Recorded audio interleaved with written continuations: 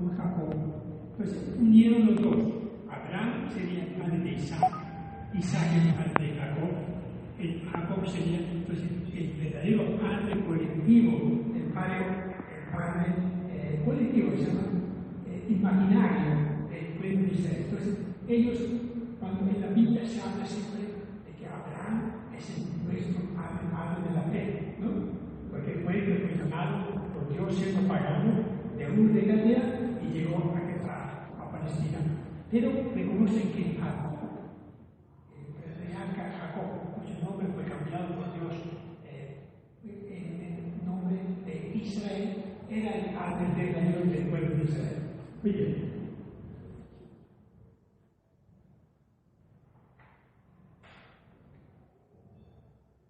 Empezamos a hacer un poco a trazar la historia de este pueblo.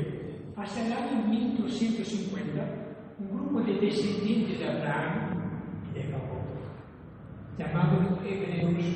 La palabra hebreos casi nunca se encuentra en el Antiguo Testamento.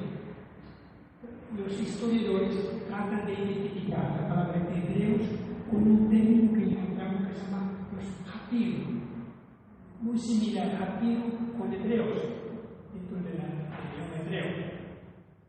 Un grupo de hebreos salió de Egipto liberándose de la esclavitud. Tengan en cuenta, los hebreos eran un pueblo de nómadas, de pastores, que iban desplazándose de una región donde había abundante pasto y continuaban acampando, siguiendo un poco la sucesión de estaciones.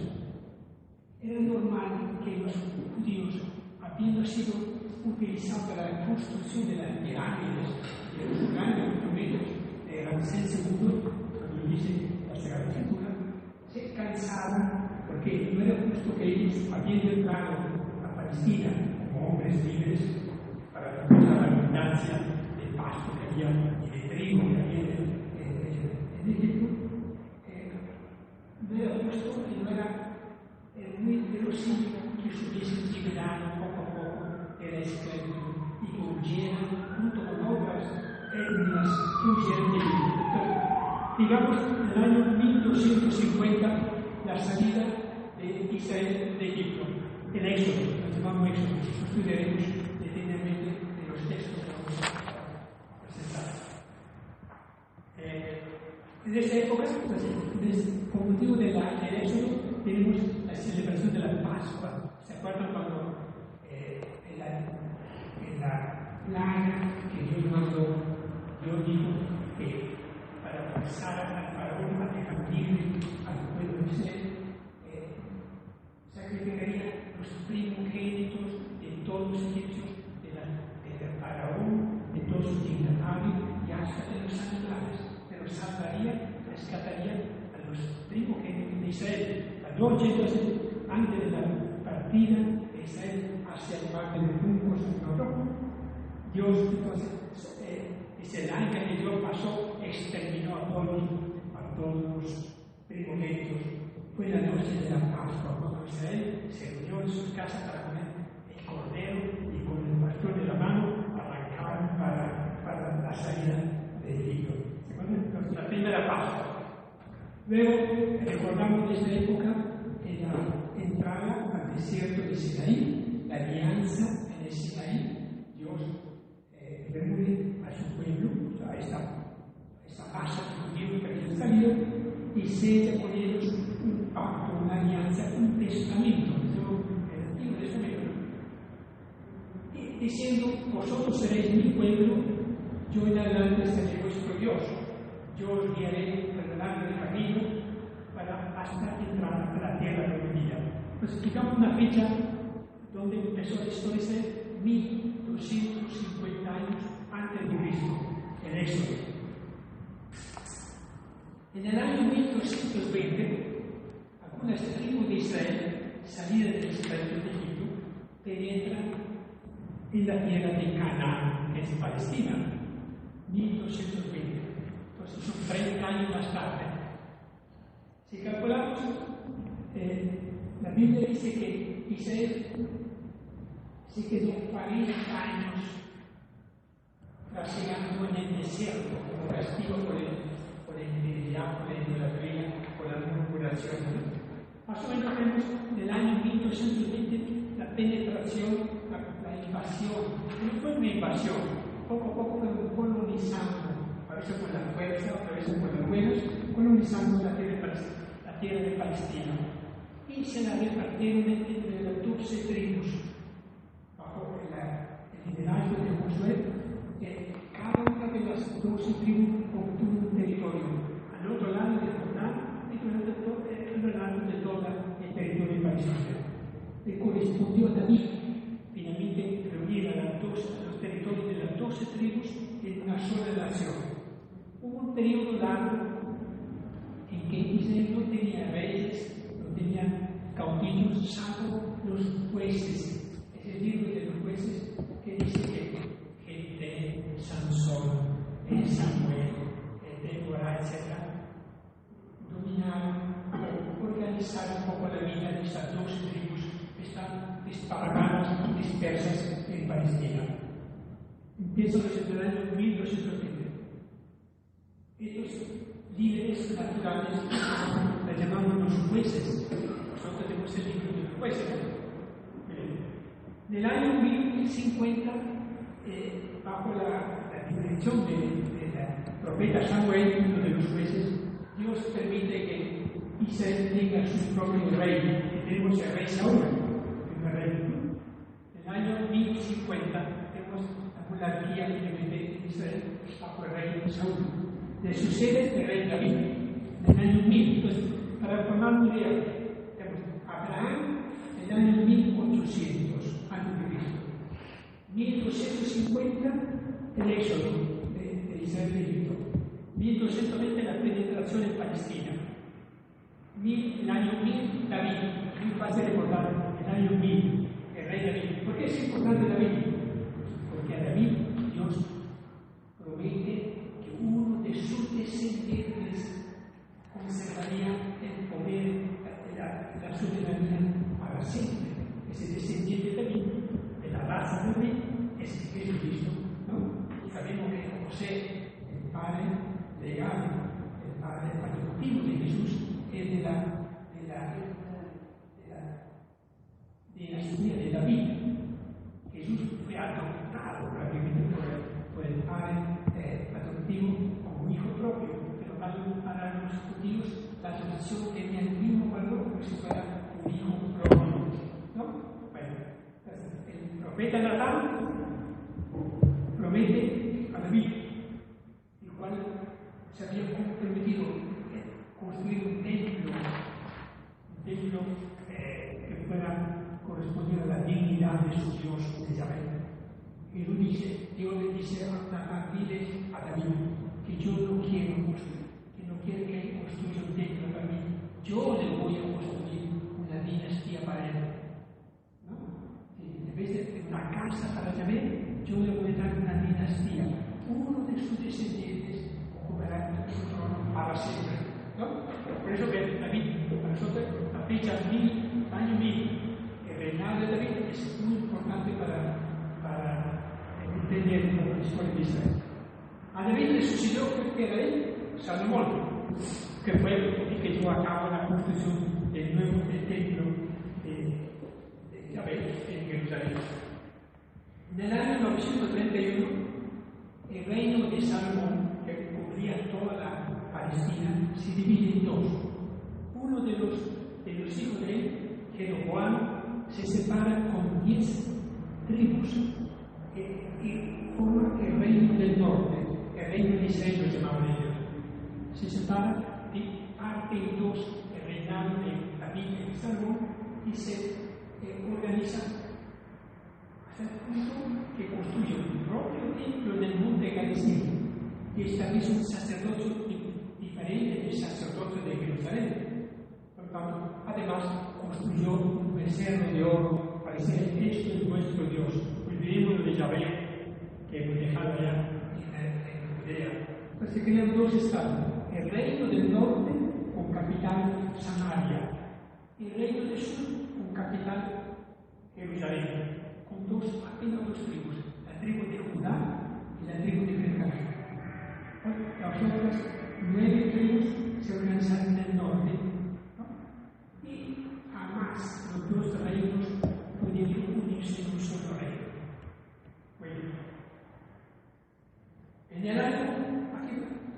En el año 750 aparecen los primeros profetas. Tengan en cuenta que la historia de Israel y Judá, va muy paralela con el fenómeno del profetismo. Son los profetas los encargados por Dios de vigilar, de conducir el pueblo hacia una observancia fiel de la ley, de la alianza. ¿Quiénes eran los encargados de vigilar para que Israel fuera fiel a Yahvé? Eran los profetas. Tenemos entonces los dos primeros profetas, Elías y Eliseo, en el año 750. Elías, el gran profeta, y Eliseo. En el año 750, al año 700, encontramos con dos profetas, el profeta Amós y Osea, en el reino del norte. ¿Por qué Dios suscitó a estos cuatro profetas en el reino del norte y no en el reino del sur? Porque la facilidad o la tentación de la población del norte, bajo reyes muy nefastos, ¿no?, era caer, hacer alianza con los pueblos vecinos, con Siria, con Babilonia, por Egipto. Por lo tanto, el peligro, la amenaza de caer en la idolatría. Entonces Dios suscitaba profeta Elías, Eliseo, Amós y Osea. Y en ese tiempo se está produciendo el documento o el libro de Deuteronomio.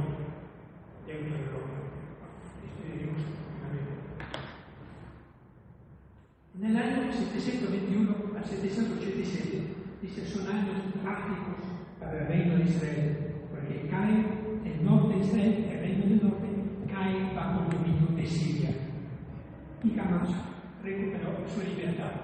Entonces, la parte importante de Palestina, el reino del norte, pasa bajo el dominio de Siria.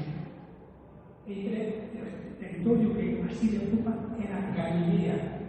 Por eso Galilea la llaman en el Evangelio la tierra de los gentiles, de los paganos. El rey Salomón trajo gente de Asiria y la instaló en Palestina. De modo que en Palestina tenemos un porcentaje muy alto, digamos en Galilea, un porcentaje muy alto de personas paganas, gentiles. Jesús nació exactamente en Belén, porque vivió en Nazaret, en Galilea, en un contexto, por tanto, que era donde había una porción de población que eran gentiles paganos y otros que eran creyentes. Tenemos más tarde la presencia de dos otros profetas, Miqueas e Isaías, los grandes profetas en el reino del sur, en Judea. Y otros dos, Sofonías, Nahum, Habacuc y sobre todo Jeremías. 6 profetas que encontramos en el reino del sur, cerca de Jerusalén. En el año 612, el rey de Siria se apodera de Nínive, capital de Asiria. En el año 598, una fecha muy importante, en el año 598, el emperador de Babilonia, que había ya derrotado al imperio de Siria, ocupa Jerusalén, destruye su templo y se lleva una gran parte de la población, todas las glorinatas, los escribas, sacerdotes, dignatarios, los comerciantes se los llevan para Babilonia. Tenemos 50 años de cautividad, de Israel y Babilonia. Esto haremos con mucha frecuencia cuando estudiemos los libros históricos del libro Samuel, el libro primero sobre el libro de Reyes. El pueblo recupera su libertad, los que fueron desterrados a Babilonia en el año 538. Hubo 50 años de destierro de Israel en Babilonia, en el año 538. Quienes acompañaron a los judíos en Babilonia fueron los profetas Ezequiel y Jeremías.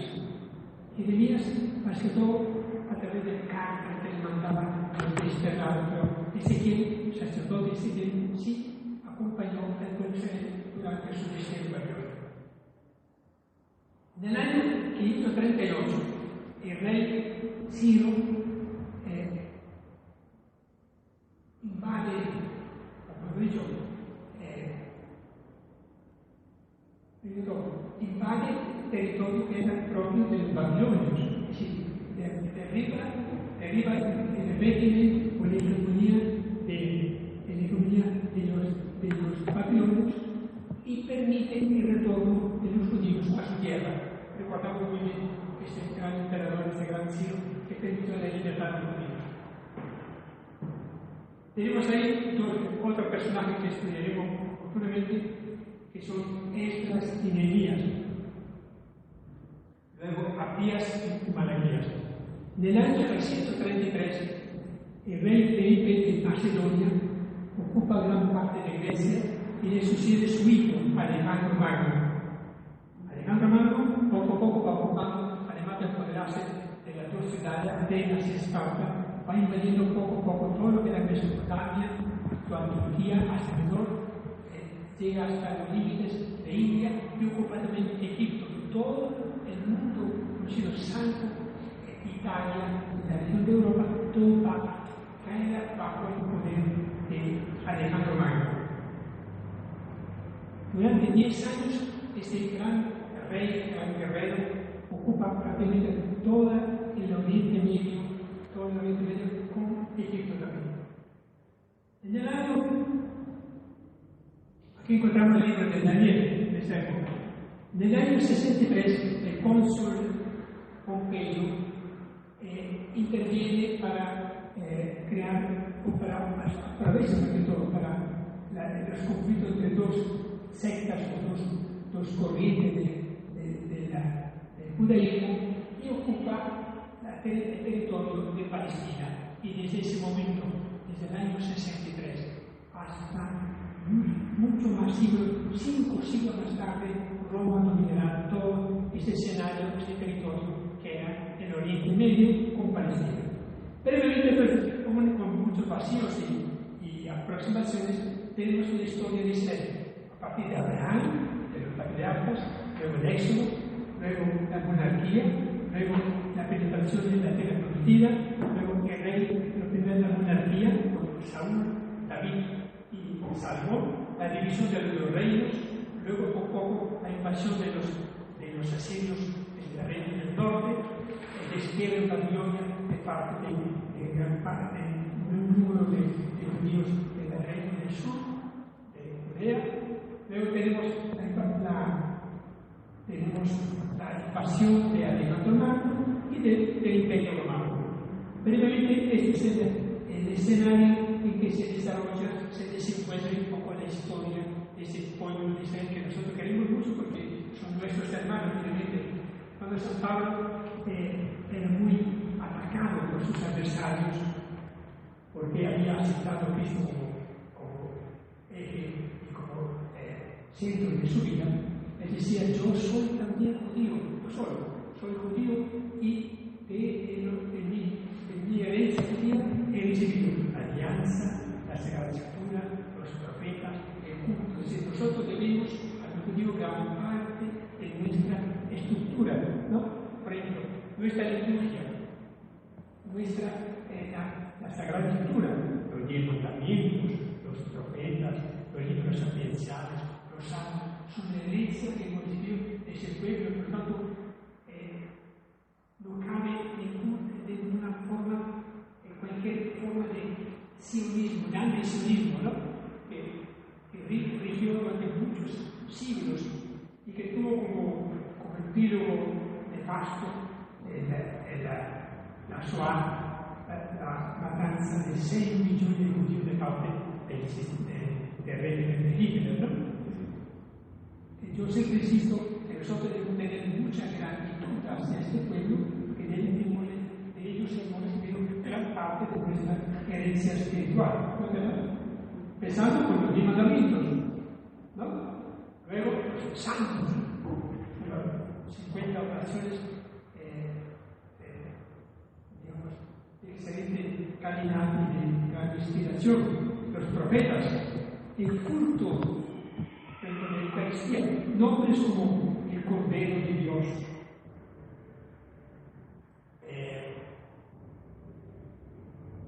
y muchas otras cosas, tienen su propia origen en el culto que era propio, que era de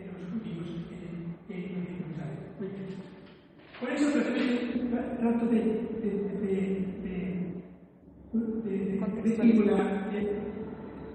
concluir. Hay algo que me interesa subrayar. ¿Cómo se formaron los libros del Antiguo Testamento? Hay una teoría de los estudiosos, según la cual hay dos corrientes de cuánto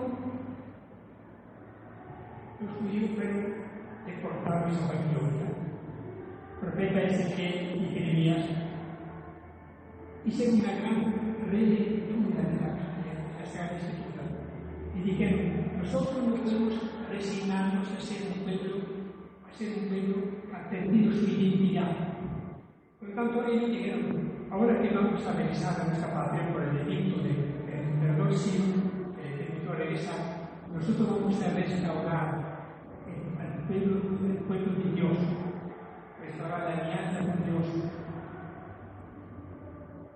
restaurando la monarquía. Es decir, creemos que Dios ha prometido a David que uno de sus descendientes ocuparía su trono en el futuro.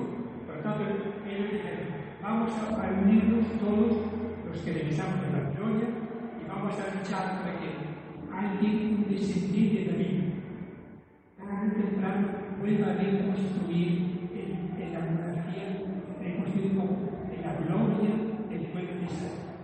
Otros, los que no fueron desterrados, que se quedaron en Jerusalén, los más pobres, campesinos, agricultores, dijeron: nosotros vamos a restaurar, entonces a partir del punto en el templo. Por tanto, se preocuparon por construir el templo de Jerusalén, después del año 45, luego reconstruir las murallas de Jerusalén y revivir un poco la gloria de ese pueblo. Ellos dijeron: nosotros vamos a reconstruir la gloria del pueblo a través del culto del pueblo. No era, gran parte de ellos eran sacerdotes del templo. Dos grandes corrientes. Unos confiaban en que tarde o temprano pudieran cumplir y ser a tener su propio rey, pero un rey especial. Otros decían: no, nuestra ilusión es reconstruir, poder recuperar la gloria de Israel a partir del punto de templo. A partir de estos dos movimientos, los profetas que lideraban esos dos movimientos, Ezequiel, Jeremías, el segundo, Isaías también, fueron poco a poco reescribiendo todos los libros de la Sagrada Escritura. Sí, saben que en el año 1000 más o menos, en la corte del rey David, que Salomón, se escribieron los tres libros: Génesis, Éxodo y Deuteronomio. Luego, durante el reinado del rey Josafat, el rey Josías, ¿no?, se escribieron otros libros, pero finalmente, alrededor del año 500, 530, después del regreso de este tierno, los profetas que lideraron estos dos movimientos, decimos Ezequiel, Jeremías, Habacuc, etc., volvieron a reescribir, a completar los libros que ya habían sido escritos, pero desde estas perspectivas, con la esperanza siempre de poder restaurar la gloria del reino de David. ¿Qué quiero decir con esto?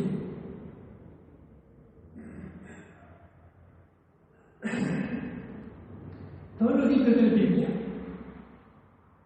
empezando con el Pentateuco, tuvieron un proceso.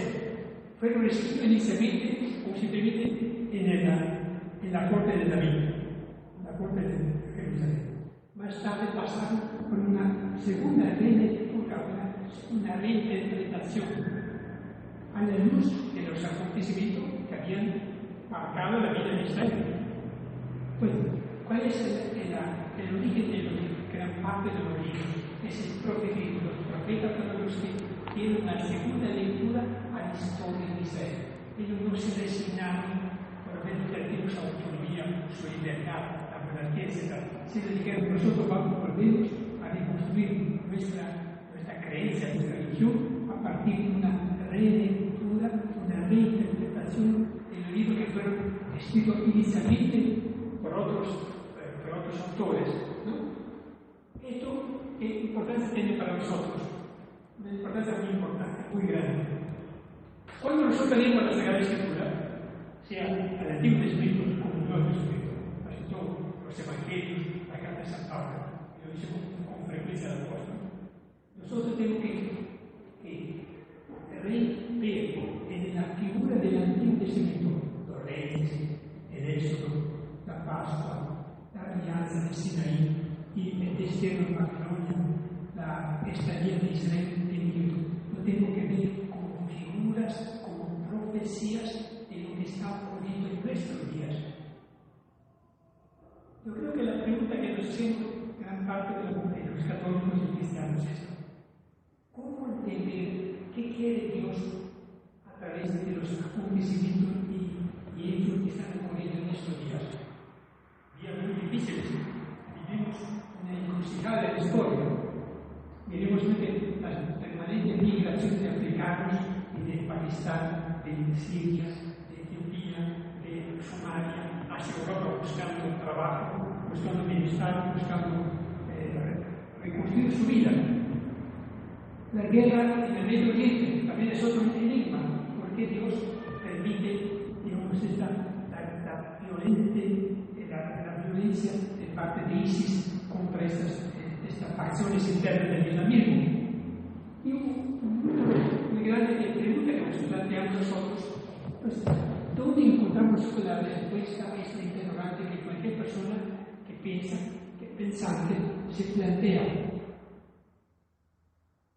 Una de las claves para interpretar el Antiguo Testamento y lo que ocurre en nuestra vida es volver a mirar la historia de Israel.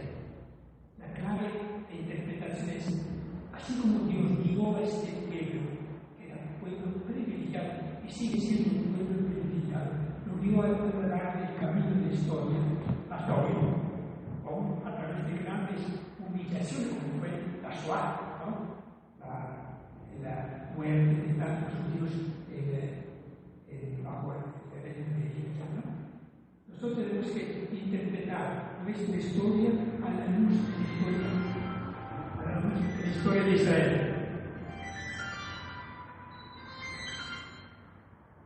Porque si no, ¿para qué serviría a nosotros leer la Sagrada Escritura, leer la historia de Israel, si esto por nosotros no tuviera ningún impacto? Porque me importa a mí la historia, la vida de Abraham, posiblemente por la fe que tuvo, ¿no?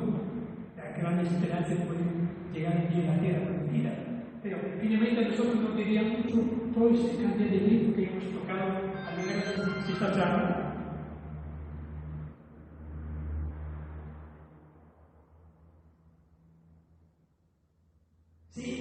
Si eso no tuviera una directa relación con nuestra vivencia cristiana, sí, para nosotros interpretar un poco nuestra vida personal, la vida de la iglesia de nuestros días, la vida de la historia de nuestros días, tenemos que volver casi siempre a mirar qué pasó en otros tiempos cuando Dios mismo se dirigió a su pueblo elegido a lo largo de muchos acontecimientos, todo con caídas graves en la idolatría, luego liberaciones. Siempre el pueblo fue el hijo privilegiado de Dios, y lo fue guiando, lo fue conduciendo a través de los profetas para que nunca abandonara la alianza, hasta que llegó el momento en que Israel rechazó a Jesús como Mesías, y Dios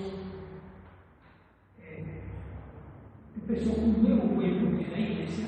Nosotros pensamos que somos el nuevo pueblo de Israel, donde Él realiza su plan, que es el reino de Dios. Bueno, esta es un poco la idea que yo quería transmitirles a través de este repaso, este recuento, este recorrido a través de la historia. Tener los grandes imperios que tuvieron directa relación y que avasallaron y dominaron la Palestina. Luego, la propia historia de Israel a lo largo de los siglos, desde el año 1250, cuando entraron a la Palestina, hasta hasta la vida de Cristo, del año 6 antes de Cristo, más o menos. Yo creo que ustedes habrán dicho, bueno, esto no tiene mucho que ver con el estudio bíblico, pero sí, enormemente, porque los libros que nosotros vamos a estudiar, los textos principales, derechos de Evangelio y de los Salmos, se pueden ver escritos en momentos muy difíciles y muy críticos de este pueblo de Israel. Por lo tanto, nosotros, para poder interpretar diferentes tipos de salmos, los profetas, tenemos que volver atrás y situarnos en el mundo de los profetas, en el mundo de Israel, y traer ese mundo de Israel hacia nosotros para poder decir, yo estoy viendo en mi situación personal, familiar, estoy viendo situaciones muy parecidas, ¿no? De renovación, de compromiso, de conversión, ¿no? Por lo tanto, la Biblia sigue siendo una escuela para nosotros que nos indica cómo Dios actúa con su pueblo. A veces con manos muy fuertes, ¿no? Cuando permitió que gran parte de esa tierra cayera en manos de los asirios o cayera en manos de los neobabilonios. Luego, el retorno de esa gente, de estos judíos a su tierra, todo es una figura y se amparo de lo que acontece a nosotros. Cuando leemos la carta de San Pablo, leemos el Apocalipsis, por ejemplo, ¿no? Decimos, no es nada raro lo que el autor del Apocalipsis escribe en este libro, porque continuamente él utiliza palabras, términos, figuras que son del Antiguo Testamento. Ningún libro de la Biblia, más que el Apocalipsis, utiliza figuras, expresiones sacadas del Antiguo Testamento. De modo que a nosotros sí nos interesa mucho conocer la historia del pueblo y por lo tanto leer también los libros a la luz de lo que Dios quiso realizar con ellos. No sé si ahora hay preguntas que pueden completar. Yo hice rápidamente un paseo casi, a través de la historia, pero yo sé que quedan vacíos. Permítame usted porque no encontrarán fácilmente relación entre lo que hemos dicho con el objetivo que es la formación bíblica.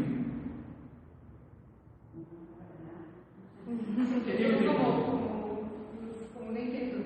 Sí. O sea, esos primeros libros. A ver, porque yo tengo dificultad en la audición.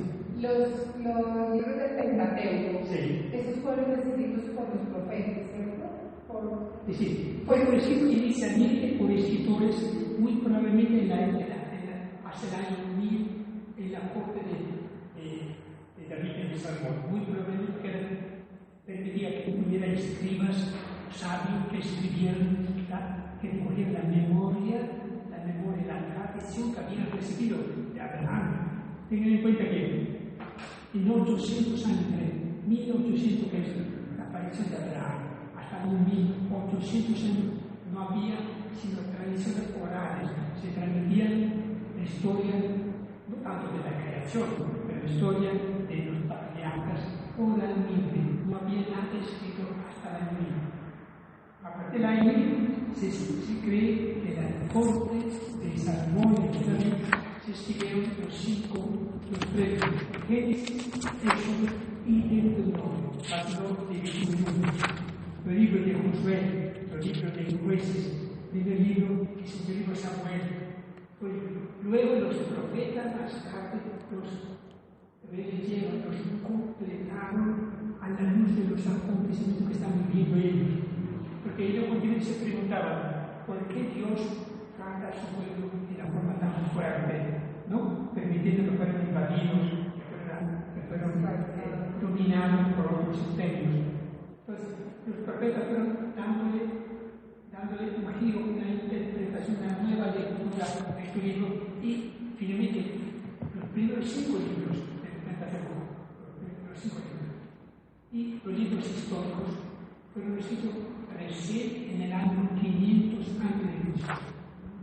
Lo que nosotros pensamos que Génesis, Éxodo, fueron escritos mucho más anteriores, pero obviamente la compilación de la memoria de Israel, de la creación, etc., fue mucho más tarde de lo que pensamos nosotros. Los libros sapienciales fueron elaborados tan solo 130, 140 años antes de Cristo. Proverbios, Sabiduría, Eclesiastés, etc. Los libros proféticos fueron algunos libros que fueron escritos hacia el año 700, luego 600, 500, ¿no?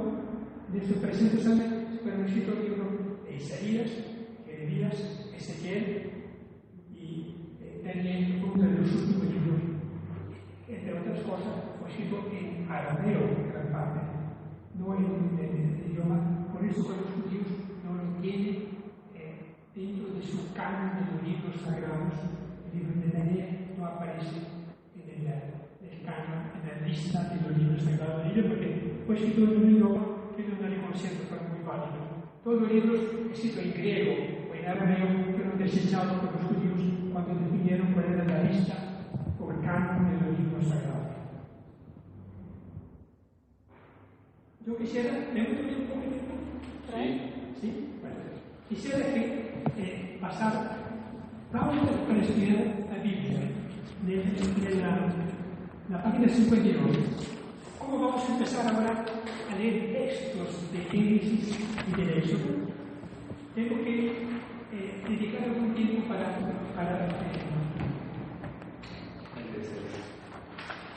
quisiera que compartieran un poco más antes, en la página 40. Hay un artículo, un estudio escrito por Carlos Meester. Carlos Meester es una carmelita holandesa que está residiendo en Brasil desde hace muchos años. Que es un gran biblista, que elaboró este estudio, cómo leer la Biblia. Página 36. Página 36. Primero la página 40, vamos a ver. Me gustaría que leyéramos juntos donde los textos están en negrita. ¿De Carlos Meester? Carlos Meester. Es la 36 en estas cartillas. ¿Sí? 36 en estas cartillas. Con esa insistencia, Carlos es uno de los teólogos de la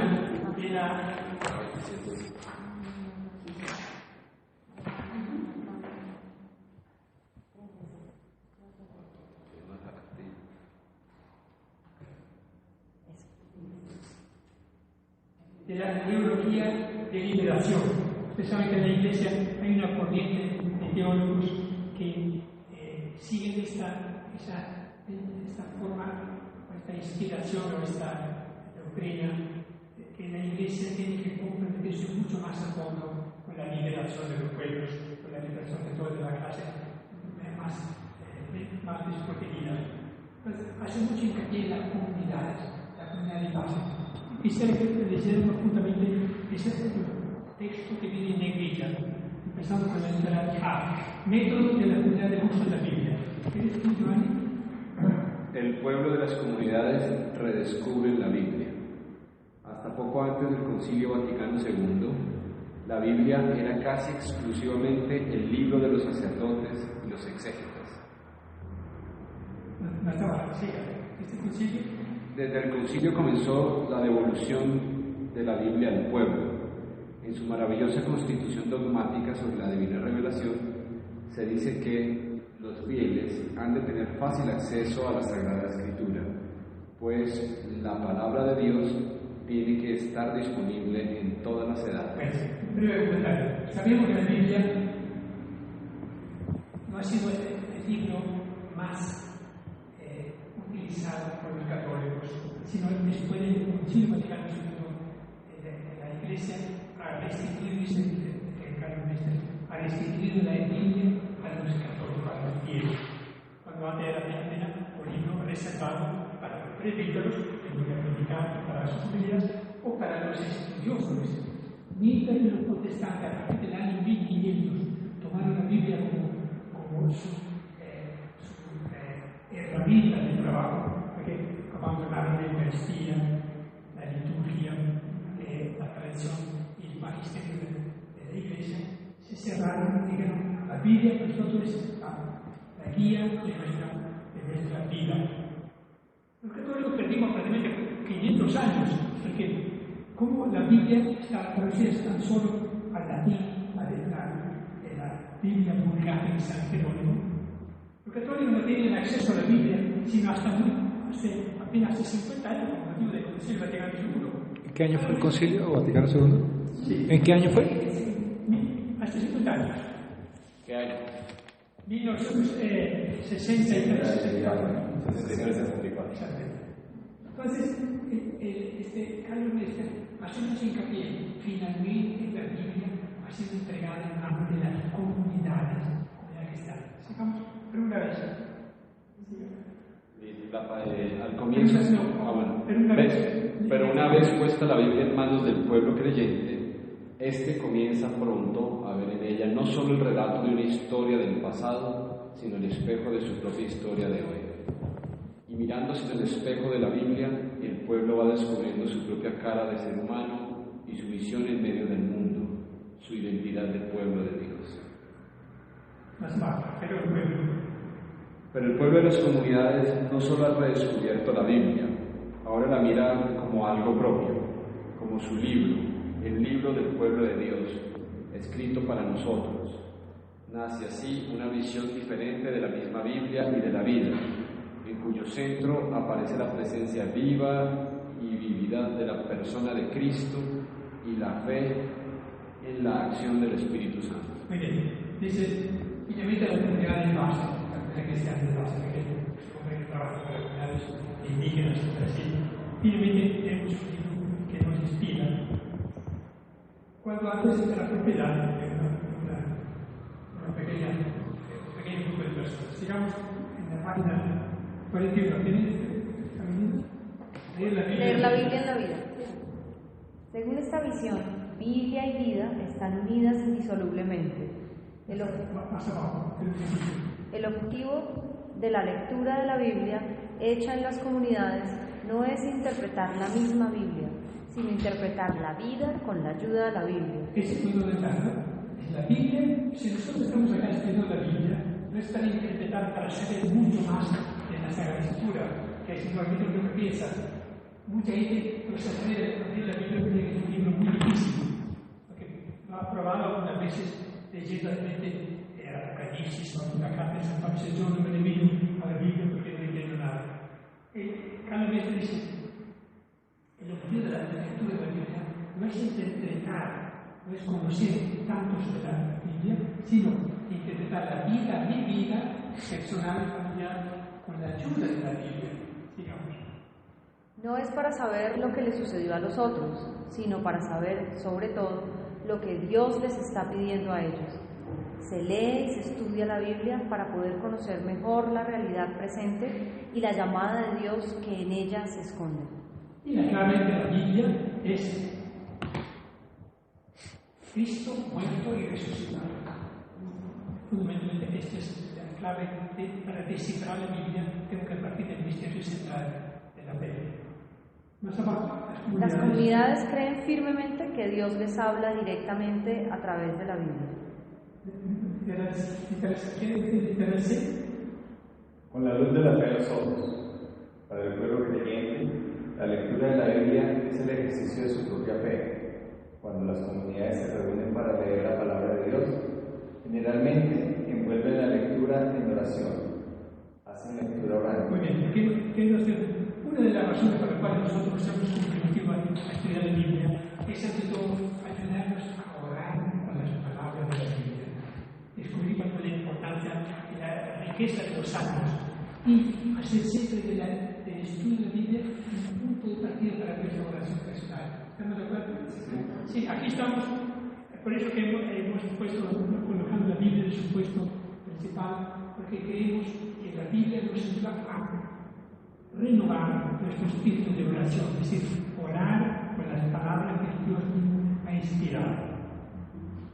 Siga la Biblia, pues, hay que leerla en ambiente de oración y, a ser posible, en ambiente de oración comunitaria. Así el Espíritu Santo puede esclarecer su sentido y revelar a través de qué realidad nos está dando el Señor. La oración hecha en comunidad nos permite conocer mejor cuál es la voluntad de Dios para nosotros. Sigamos. En la Biblia hay que buscar el sentido espiritual, del que ya hablaban los santos padres al comienzo del cristianismo. Sentido espiritual no quiere decir un sentido piadoso o fantástico, fruto del capricho de cada uno. Se trata del sentido dado por el Espíritu a su iglesia. Quien vive en la comunidad vive en contacto con Cristo vivo, resucitado, y de Él recibe el don del Espíritu que nos quita el velo de los ojos que revelar, para revelarnos el sentido que Él quiere ofrecer a su pueblo a través de la Biblia. Quien no tiene el Espíritu de Dios no puede recibir los dones que viven del mismo Espíritu, ni siquiera pueden entenderlos, y por consiguiente no pueden descubrir el sentido espiritual. Esta es una educación. Normalmente nosotros decimos que la Biblia fue inspirada por Dios. ¿No creen? Dios es el autor de la Biblia, junto a unos hombres que escribieron su propio idioma. Dios escribió con los hombres escribieron con tinta y Dios escribió con su pluma. Pero, ¿qué es la creencia que hemos olvidado un poco? Y que el protestante aprovecha muchísimo. No es solo que el Espíritu Santo inspiró a los autores, a los agiógrafos de la Biblia, sino que el Espíritu Santo es el que nos ayuda, que nos quita el velo de los ojos cuando leemos la Biblia, Él nos ayuda a comprender lo que Dios quiere transmitirnos. Entonces, hay dos movimientos. Dios inspiró a los autores de la Biblia, pero no quedó ahí. Dios inspira a los que leemos, estudiamos, oramos con la Biblia, nos inspira para que encontremos el significado espiritual, el mensaje que está detrás del texto de la letra manda, el espíritu de la Biblia. Esta es una parte que los protestantes aprovechan mucho. Ellos creen que no hace falta un magisterio de la Iglesia, no hace falta un Vaticano, el Santo Padre.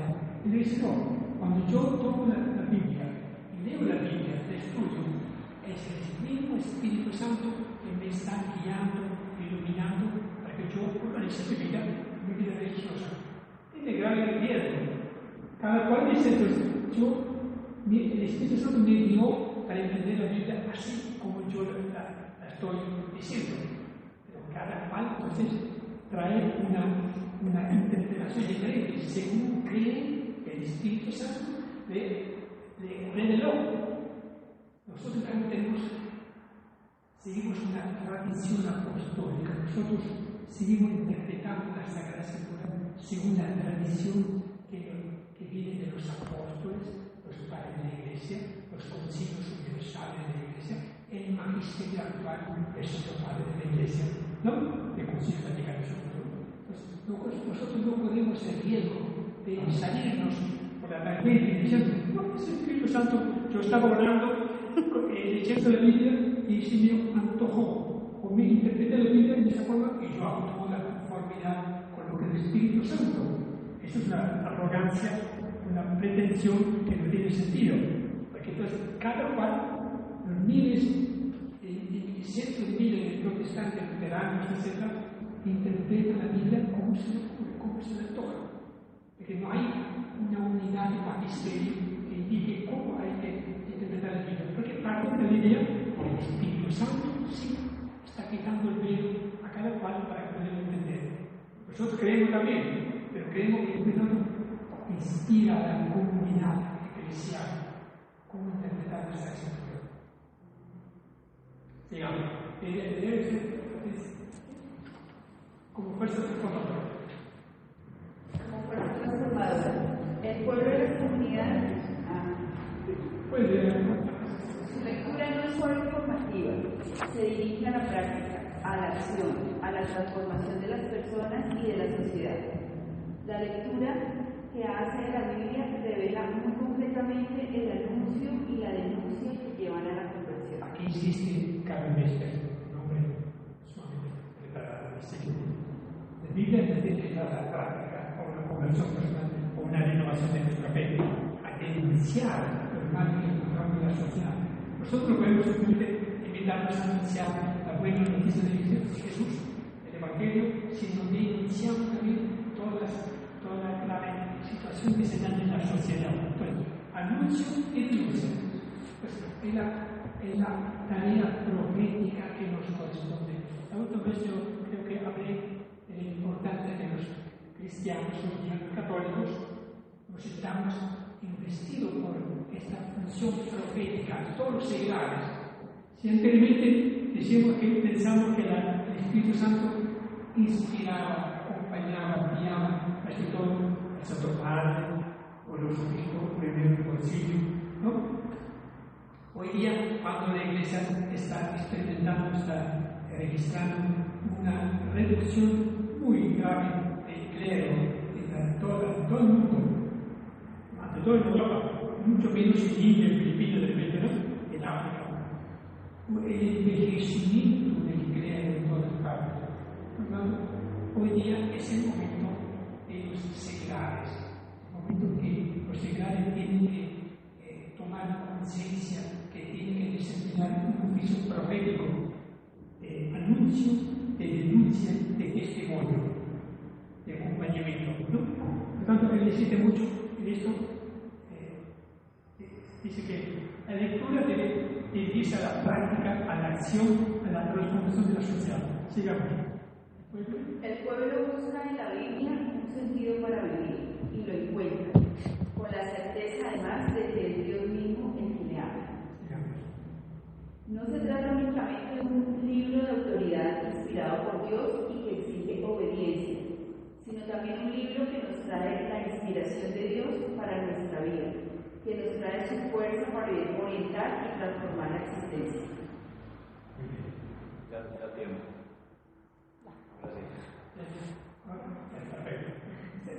Léese este artículo que es bien interesante porque nos sitúa para qué estudiar la vida cumbre en la Biblia. No limitarse, digamos, a disfrutar. ¿Las dificultades que tiene el pueblo al usar la Biblia, ese artículo? Sí. Y llega bien adelante. Yo quisiera que la próxima vez pudieran darnos un poco su concepto y su reflexión personal sobre ese texto, este artículo que es interesante. Y luego ir a continuación voy a de la página 52 para estudiar la Biblia.